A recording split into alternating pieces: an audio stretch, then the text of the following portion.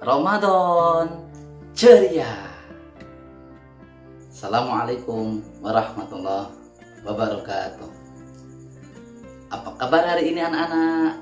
Alhamdulillah, luar biasa. Allahu Akbar. Yes, alhamdulillah pagi hari ini kita berjumpa kembali. Di hari ini masih di bulan suci Ramadan. Mudah-mudahan kita semuanya masih bisa menjalankan aktivitas saum ini dengan penuh semangat. Semangat anak-anak, semangat.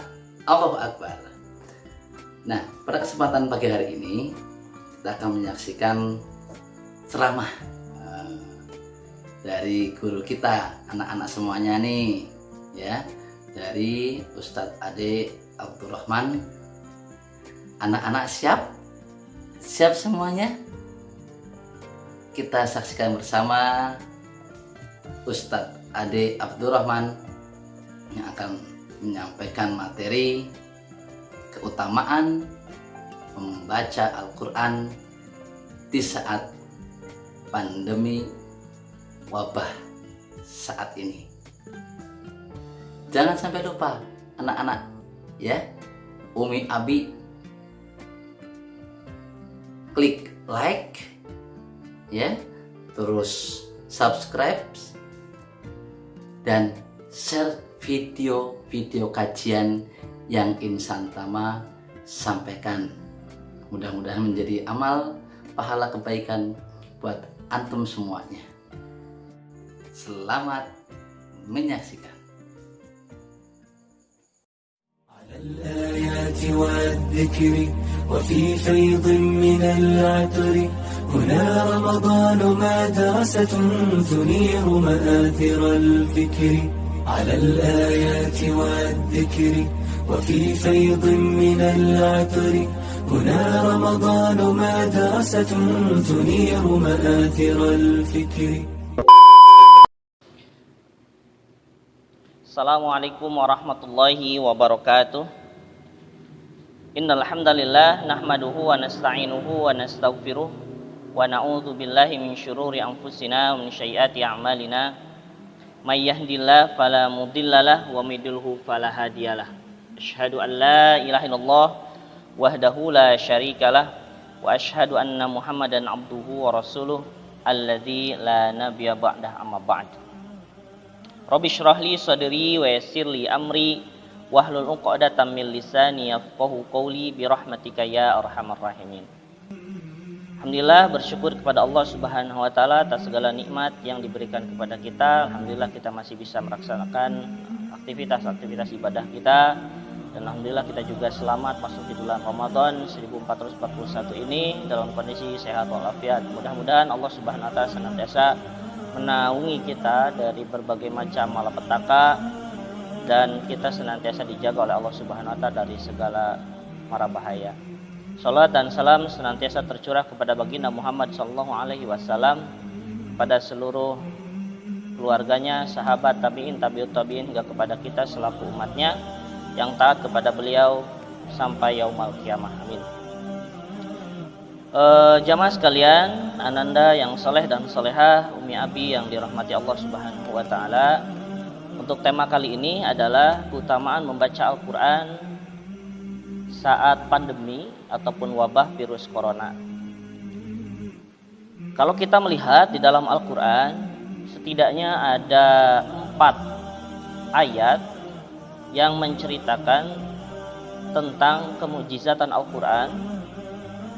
3 ayat langsung tentang kemujizatan Al-Quran sebagai penyembuh, dan 1 ayat lagi yaitu tentang satu zat ataupun satu obat yang itu dijadikan simbol sebagai penyembuh bagi segala macam penyakit. Yang pertama yaitu Quran surat Al-Isra ayat 82. A'udzubillahi minasyaitonirrajim. Wa nunazzilu minal Qur'ani ma huwa syifaa'u wa rahmatul lil mu'minin. Dan kami turunkan dari Al-Quran sesuatu yang jadi penawar dan rahmat bagi orang yang beriman. Kemudian yang kedua, Quran surat Fussilat ayat 44. Qul huwa lilladzina amanu hudaw wa shifaa. Katakanlah, Al-Quran itu adalah petunjuk dan penawar obat bagi orang-orang yang beriman. Dan yang ketiga adalah Quran surat Yunus ayat 57. Ya ayyuhan nasu qad ja'akum mau'izatum mir rabbikum wa shifaa'un lima fis sudur wa hudaw wa rahmatul lil mu'minin. Wahai manusia, qad ja'akum, sungguh telah datang kepada kalian mau'izatun, pelajaran dari Tuhan kalian dan penawar bagi penyakit-penyakit hati dan petunjuk serta rahmat bagi orang-orang yang beriman. Kemudian yang keempat, satu ayat khusus menyebutkan tentang madu sebagai penyembuh, yaitu Quran surat An-Nahl ayat 69. Yakhruju min butuniha syarabun mukhtalifun alwanuhu fihi shifaa'un linnas. Dan dari perut lebah itu keluar minuman madu yang bermacam-macam warnanya, dan di dalamnya terdapat obat yang menyembuhkan bagi manusia. Jemaah sekalian, dari 4 ayat ini para ulama yang menginspirasi para sains Islam modern dan kedokteran modern kemudian membuat kesimpulan bahwa satu ayat-ayat tersebut itu menjelaskan dan mengisyaratkan bahwa 75% kesembuhan itu datang dari Al-Quran, dan 25% itu ada pada madu sebagai simbol dari obat. Jadi kalau kita memahami tentang konsep kesembuhan, bahwa Al-Quran itu sudah menjadi kesembuhan, sebagai sumber kesembuhan bagi diri kita. Apalagi tadi disebutkan wa shifaa'ul lima fis sudur dalam surat Yunus. Setiap permasalahan-permasalahan kejiwaan pasti disembuhkan oleh terapi-terapi, dan semua terapi yang paling sukses menyembuhkan orang itu ternyata ada di terapi yang menggunakan terapi Al-Quran.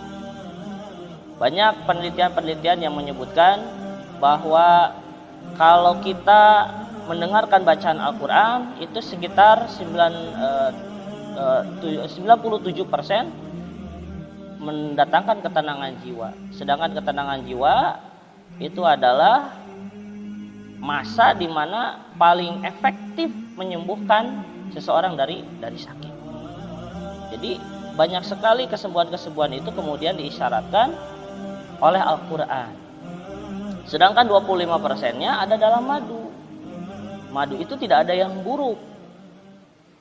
Semua yang dihasilkan oleh lebah madu itu memberikan manfaat yang sangat luar biasa. Bahkan bermacam-macam kita bisa mengkonsumsi jenis madu yang itu memiliki khasiat-khasiat tertentu bagi kesehatan diri kita. Kemudian yang kedua, kesimpulannya, Allah Subhanahu wa taala itu tidak mensifati Al-Quran itu dengan kata dawaun, obat, dawa, tetapi dengan syifaun, penyembuh. Karena kita tahu obat itu tidak menyembuhkan. Obat itu tidak menyembuhkan, tetapi hanya menjadi wasilah saja. Sedangkan syifaun, kesembuhan itu sendiri. Jadi Al-Quran itu bisa menjadi penyembuh, tidak melalui perantara obat, itu bisa menjadi penyembuh. Bahkan kalau kita pahami bahwa kita mengenal yang namanya ahli ruqyah. Nah, ahli ruqyah itu sebetulnya berdoa kepada Allah Subhanahu wa taala untuk kesembuhan orang. Tetapi kita bisa menyaksikan bahwa orang bisa sembuh dengan ruqyah. Ya. Ini hal yang luar biasa dari Al-Quran. Kemudian yang ketiga, kita harus memiliki pemahaman dan keyakinan dengan seyakin-yakinnya bahwa kesembuhan itu datang dari Allah Subhanahu wa taala. Ada 2 ayat yang betul-betul menjelaskan secara tegas tentang bahwa Allah Subhanahu wa taala yang menyembuhkan seluruh penyakit. Yang pertama adalah Quran surat Asy-Syura ayat 80, yaitu wa idza maridtu fahuwa yashfin, dan bila aku sakit maka Allah lah atau Dialah yang menyembuhkan aku. Jadi Allah Subhanahu wa taala yang menyembuhkan, tidak ada yang lainnya. Kemudian surat At-Taubah ayat 42, wa yashfi sudura qaumin mu'minin, dan Dia menyembuhkan hati orang-orang yang beriman.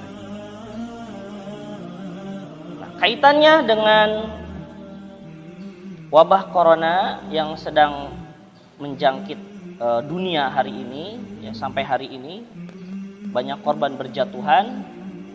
Kita tidak bisa memprediksi entah sampai kapan virus corona ini akan berakhir. Tetapi kita harus memiliki keyakinan bahwa Allah Subhanahu wa taala yang nanti bakal menghilangkan segala malapetaka yang ditimbulkan oleh virus ini. Kita harus punya keyakinan seperti itu. Oleh karena itu, kalau kita paham dengan bahwa Al-Quran itu sebagai penyembuh, maka dengan mengambil momentum bulan Ramadan ini, bulan yang di dalamnya unzila fihil Quran, diturunkan di dalamnya itu Al-Quran, maka kita ambil momentum ini bermunajat kepada Allah, berikhtiar kepada Allah, banyak-banyaklah membaca Al-Quran di bulan Ramadan. Selain Dia akan menyembuhkan diri kita, Allah Subhanahu wa taala pun akan menghilangkan diri kita itu dari malapetaka yang mengancam diri kita. Allah Subhanahu wa taala berfirman, "Famanittaba'a hudai fala yudhillu wala yashqa."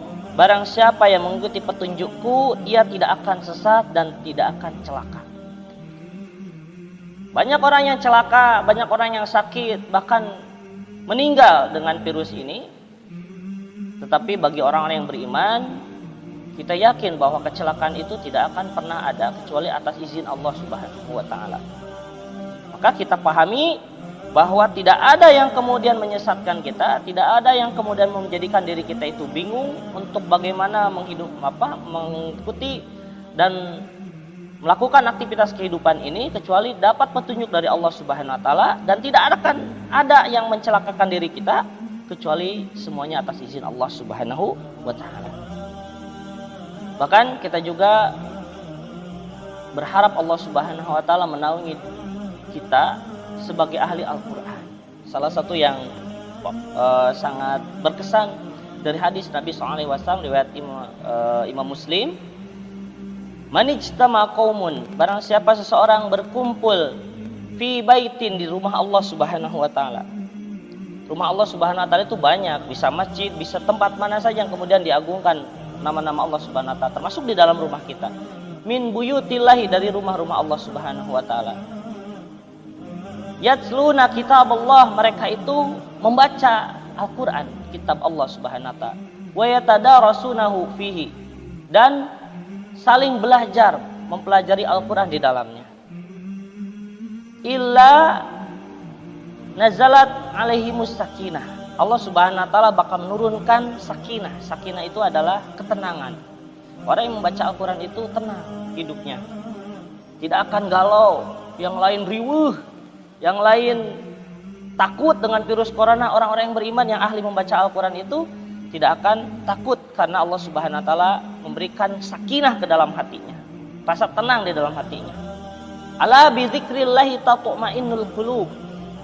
Ingatlah bahwa dengan zikir kepada Allah Subhanahu wa taala tatma'innul qulub, akan tenang jiwanya. Sedangkan Al-Quran itu adalah zikir yang paling besar. Inna nahnu nazzalna dzikra wa inna lahu lahafizun.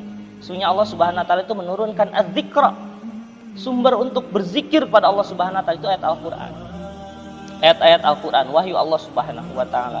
Maka tatma'innul qulub, akan merasa tenang di dalam hatinya.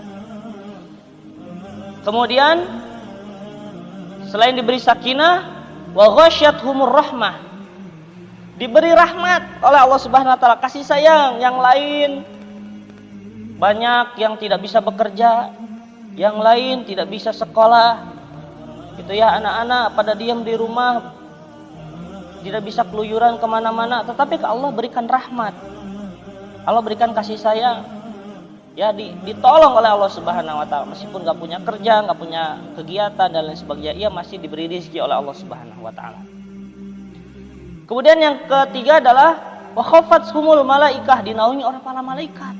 Pantesan dijaga oleh Allah Subhanahu Wa Taala orang-orang beriman itu dari virus corona ini, karena memang dijaga oleh para malaikat, dinaungi oleh para malaikat. Dan yang terpenting adalah wa dzakarallahu fi man indah, dan Allah menyebut-nyebut orang yang senantiasa membaca Al-Quran itu sebagai orang-orang yang berada di sisi Allah Subhanahu Wa Taala, orang yang didekatkan kepada Allah Subhanahu Wa Taala, disayangi oleh Allah Subhanahu Wa Taala, diperhatikan oleh Allah Subhanahu Wa Taala.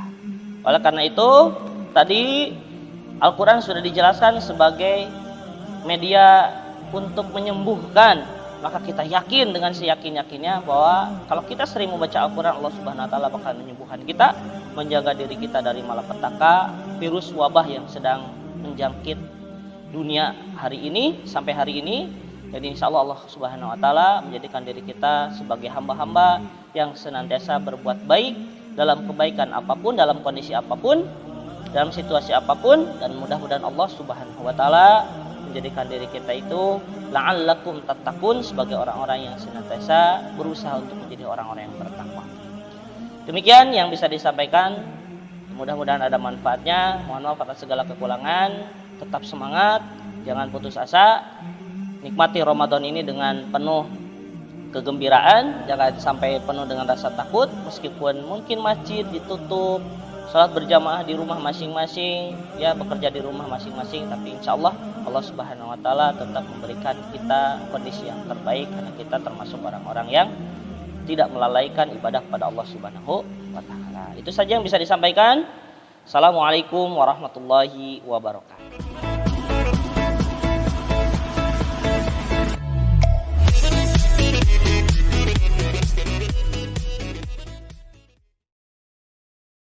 Alhamdulillah anak-anakku semuanya, anak-anak insan Tama yang soleh dan solehah, telah kita saksikan bersama kajian dari Ustadz Ade. Mudah-mudahan menjadi motivasi buat kita semuanya untuk terus membaca Al-Quran.